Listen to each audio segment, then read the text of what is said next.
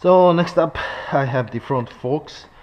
These, when it came off the bike, weren't leaking or anything. It had no problems, so I didn't have to rebuild it or anything. So all I had to do was just remove rust up here with Dremel with wire brush on tip, and I cleaned out the bottom as well.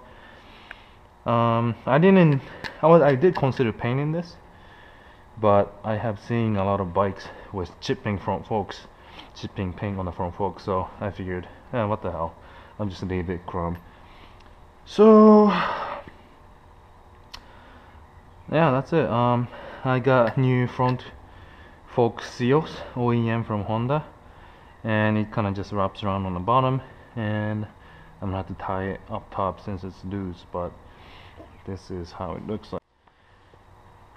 So for the forks, you just want to slide it under the lower triple tree and slide your clip-on in and bring it up through the top one. Now we have OEM light brackets and lights, headlights. Make sure you feed that through the pipe as well.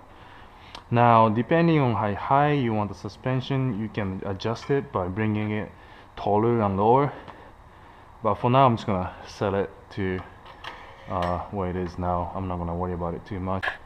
Now moving on to the right side, same thing. Feed the forks through the bottom. Put your handlebar components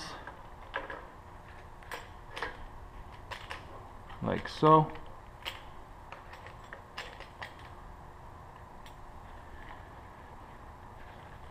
And feed it through. So that's it for now. I think it's looking pretty good. Next up is gonna be my front wheel and front brake pads. So thanks for watching again. Let me know if you have any questions. See you in my next video.